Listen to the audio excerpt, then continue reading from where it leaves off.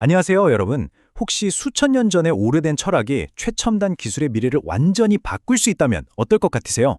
좀 놀라운 이야기죠?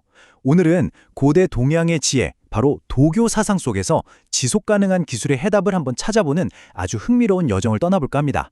자, 우리가 지금까지 기술을 발전시켜온 역사를 한번 돌아볼까요?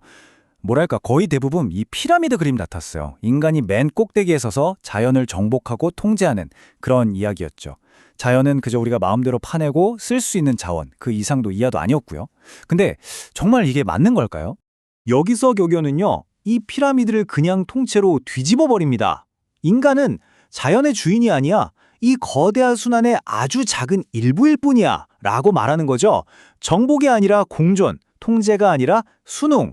네, 바로 이 관점의 엄청난 전환이 오늘 우리가 찾아 나설 미래의 진짜 시작점입니다. 좋습니다. 그럼 이 통제라는 관점에서 벗어나서 자연스러운 흐름으로 넘어가는 전환, 과연 어떻게 가능할까요? 그 해답의 가장 중심에는요, 우주 만물의 근본적인 질서, 바로 도라는 개념이 있습니다. 그럼 이런 철학을 그냥 좋은 말로만 끝내게 아니라 실제 기술에 어떻게 적용할 수 있을까요? 자, 여기 6가지 핵심 원칙이 그 청사진을 딱 제시해 줍니다. 크게 보면 설계, 윤리, 그리고 지속 가능한 미래, 이렇게 3단계로 나눌 수 있는데요. 지금부터 하나씩 차근차근 살펴보겠습니다. 자, 첫 번째 단계는 설계의 섭리입니다. 이건 우리가 기술을 만들기도 전에 가장 근본적으로 어떤 태도와 관점을 가져야 하는지에 대한 이야기예요. 시작부터 제대로 하자는 거죠. 첫 번째 원칙, 바로 무위자연입니다. 근데 무위라고 하니까 아무것도 안 한다는 뜻으로 오해하기 쉬운데요. 절대 그게 아닙니다. 오히려 마치 물이 흐르듯이 억지로 힘을 줘서 거스르는 게 아니라 자연의 결을 따라서 가장 효율적으로 행동하는 걸 의미해요. 불필요한 간섭을 최소화하는 것, 그게 바로 최고의 지혜라는 거죠.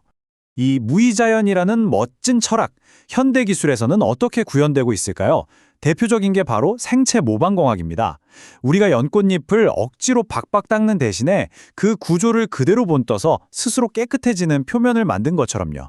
자연을 바꾸려고 애쓰는 게 아니라 자연에게서 한 수 배우는 거죠. 그리고 두 번째 원칙은 도법자연입니다. 말 그대로 도는 자연을 본받는다는 뜻이에요.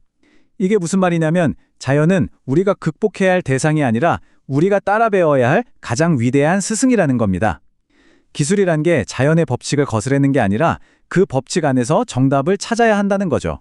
이 원칙을 정말 잘 보여주는 예가 바로 재생 가능한 에너지예요. 생각해보세요. 풍력 터빈은 거센 바람이랑 맞서 싸우는 게 아니잖아요. 그 흐름에 자기 몸을 맡겨서 그걸 에너지로 바꾸는 거죠. 자연의 힘을 억지로 누르는 대신에 있는 그대로 활용하는 것. 이게 바로 도법 자연의 기술입니다. 자, 이렇게 자연을 존중해서 설계를 하다 보면 필연적으로 다음 질문과 마주하게 됩니다. 바로 두 번째 단계, 기술의 윤리입니다. 우리가 만든 이 기술이 과연 누구를 위해 또 무엇을 위해 존재해야 하는가? 정말 근본적인 질문이죠. 세 번째 원칙은 상선약수라는 정말 아름다운 비유로 표현됩니다. 최고의 선은 물과 같다는 뜻인데요. 물을 한번 보세요. 항상 가장 낮은 곳으로 흘러가면서 모든 생명을 이롭게 하잖아요. 그러면서도 자기가 뭘 했다고 결코 내세우지 않죠. 우리의 기술도 바로 그래야 한다는 겁니다. 스스로를 과시하는 게 아니라 물처럼 겸손하게 모두를 위한 기반이 되어주는 거죠. 바로 이 철학이 공공 인프라의 핵심이 되어야 합니다. 기술이라는 게 어떤 특정 집단의 이익이나 지배를 위한 도구가 되면 안 되고 우리 인간과 자연, 그리고 우리 다음 세대들까지 모두에게 이로운 공공의 자산이 되어야 한다는 거죠. 네 번째 원칙은 부쟁지덕. 한마디로 다투지 않는 미덕입니다.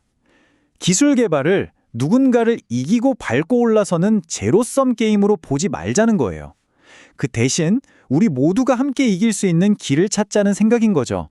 여기서 핵심은 아주 명확합니다. 왼쪽의 착시 모델은요, 결국엔 모두가 패배하는 길로 갈 수밖에 없어요. 하지만 오른쪽의 공존 모델은 모두의 이익을 추구하면서 리스크를 최소화하죠. 이건 단순히 기술을 바꾸는 문제를 넘어서 기술을 바라보는 우리의 관점 자체를 완전히 바꾸는 일입니다. 자, 이제 마지막 단계에 왔습니다.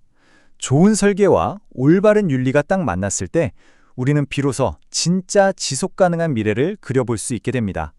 그 구체적인 비전은 과연 어떤 모습일까요? 5번째 원칙은 2가지 지혜를 함께 담고 있습니다. 먼저 소곡과미는요, 끝없이 덩치를 키우고 팽창하는 게 아니라 우리 공동체에 딱 맞는 적정한 규모를 추구하라는 가르침입니다.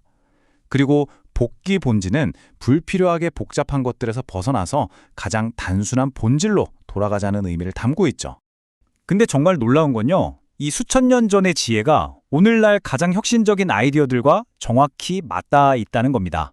거대하고 복잡한 중앙 집중식 전력망 대신에 각 지역에 맞는 작은 마이크로 그리드를 만드는 것, 한 번 쓰고 버리는 경제가 아니라 자원이 버려지지 않고 계속해서 도는 순환 경제를 설계하는 것, 이 모든 게 바로 적정한 규모와 단순함이라는 가치를 현실로 만드는 길 아니겠어요? 드디어 마지막 6번째 원칙, 천장무궁입니다. 하늘과 땅이 어떻게 영원할 수 있을까요? 도교는 그 이유를 이렇게 설명합니다. 바로 자기 자신만을 위해 존재하지 않기 때문이라고요. 정말 깊은 통찰이죠?